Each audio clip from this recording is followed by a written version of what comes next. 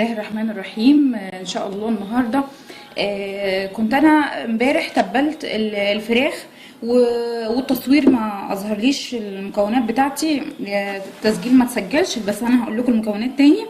وطبعا في القسم التاني من الفيديو واضح احنا عملنا ايه. اول حاجه انا بجيب كيلو صدور فراخ، بغسلها كويس بملح وليمون وخل، وبعد كده بتبلها بملح وفلفل وبركنها شويه على جنب. المكونات بتاعتي بصلايه مبشوره، ربع بيالة الفنجال زيت زيتون، فنجال يعني معلقة كبيرة عسل، عصر ليمونة، معلقتين كاتشب، معلقة خردل او اللي هو او مستردة، او لو حابة تضيفي باربيكيو ممكن تحطي. البهارات بتاعتنا اي بهارات انت تحبيها، بس البهارات الاساسية عندي بودر توم، جنزبيل بودر معلقة، كل حاجة من ده معلقة، معلقة كبيرة كمون، فلفل اسود، شطه، طبعا معلقه كبيره ممسوحه ملح.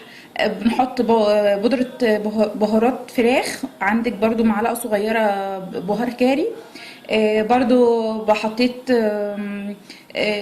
كل حاجه من الحاجات دي، حطيت معلقه صغيره. بعد كده جبت علبه زبادي وعملت كله مع بعضه، وعملت عجنتهم كلهم مع بعض، وبعد كده نزلت عليهم بالفراخ ودخلناهم التلاجة. تاني يوم هنعمل ايه؟ قطعنا هنا خضار، بصل وطماطم وفلفل اي الوان انتي بتحبيها. وهنا طبعا ما لقيتش عندي اعواد صغيره كبيره، فانا هعمل بالعود دون ان شاء الله، احاول اظبطه معانا. وطبعا هكون حاطاه في الميه نص ساعه عشان الخشب ما تحرقش معايا وانا بعمله. محتاج معانا معلقه كبيره سماق، هحتاج معلقه كبيره سماق وهرشها هنا على الخضار. تمام، هيديك شكل حلو قوي وطعم حلو كمان. وهناخد من الخلطه بتاعتنا نحطها على الخلطه دي اللي احنا اخدناها. طبعا احنا اصلا مش هنحتاجها في حاجه، واللايفين مش محتاجينه في حاجه. هنحطه على خلطه الفراخ هنا. تمام، هيديكي طعم حلو قوي حتى للخضار اللي انتي بتعمليه. طبعا هنيجي بقى للعود بتاعنا. هنحط اول حاجه فراخ، مش هعبيها قوي عشان خاطر العود بتاعي صغير، يعني دوبك هعمله.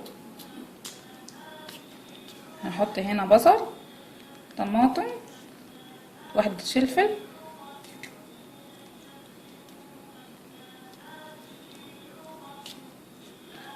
واعيد العملية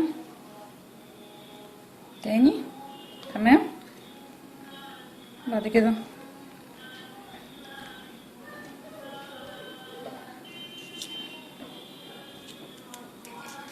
بصل، طماطم،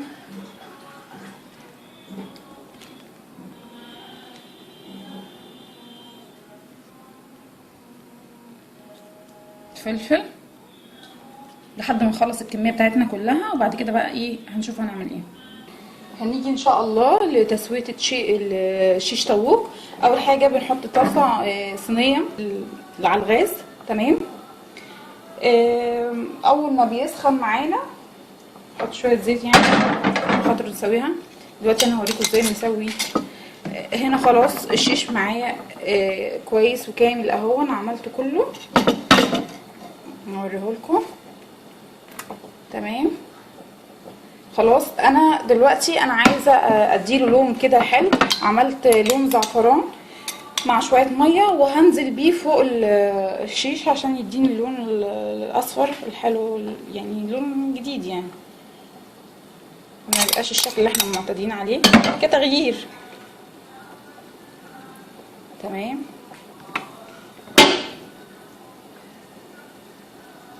هننزل في قلب الزيت.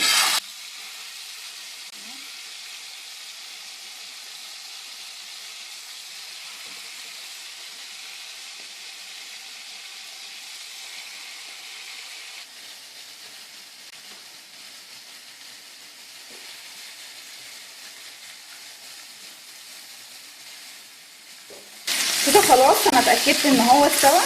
بنعمل كده خلاص. اللحمه معايا ابيض جدا من جوه وزي الفل. هنطلعه على طول على ورق مطبخ او ورق زبده. بعد كده هقول لكم نخلص الكميه كلها انا هعمل فيها ايه. اظن مفيش اسهل من كده، ولا هتحتاجي تدخليها فرن تاني ولا اي حاجه.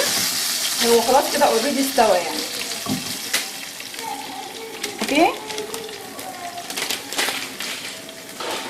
هرجع تاني احط الكميه التانيه. هنا خلاص في المرحله الاخيره انا هكون مولعه الفحم بتاعي، عامله فحمتين تمام. وهركن هنا الفراخ هنا على جنب، وهجيب اللي انا عملته اول مره واحط هنا، اعمل مكانها اول حاجه للفحمه تمام. هجيب كل اللي انا عملته واحطه تاني واوطي النار.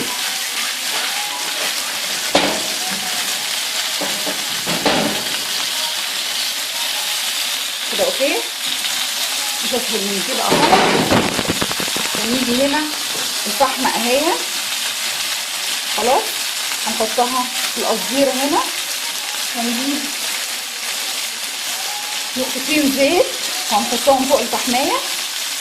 هتطلع الدخان ده، هروح جايه قافله النار ومغطيه بفويل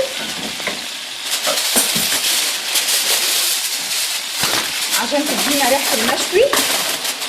دقيقتين 3 4 كده لحد ما اجهز الصحن بتاعي. بعد كده ايه نشوف ان احنا هنقدمه وان شاء الله يعجبكم.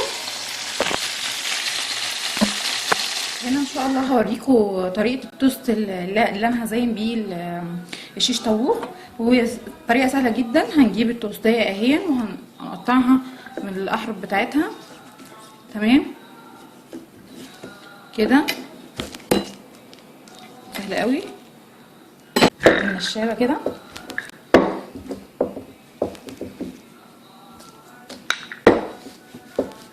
هنيجي نقطعها من الاحرف من هنا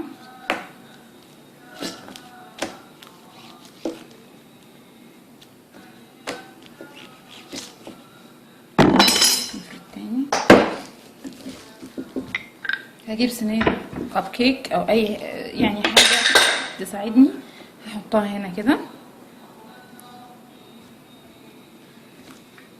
واضح الشكل تمام. هظبطها انا. هنيجي هنا لشكل القلب يعني لو انت عندك اي اشكال انت حباها. انا حابه اعمل حاجه كده يعني ايه. طبعا الحاجات دي كلها طبعا انا مش مخترعاها يعني، انا متعلماها برضو، بس حبيت اوصلها الفكره للي ما يعرفهاش. هنعمل بالشكل ده كده عشان نزين بيه بعد ما نخلص. ادي شكل نجمه مثلا، نجيب شكل ستار هنا شكل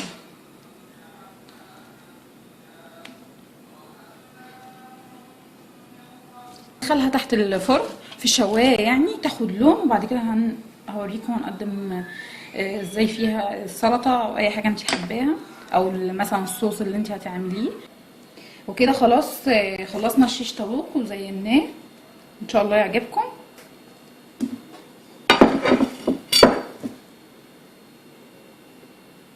اهو وادي الخبز التوست اللي هنقدمه في السلطه. يا رب اتمنى تكون طريقه سهله وتعجبكم وتجربوها.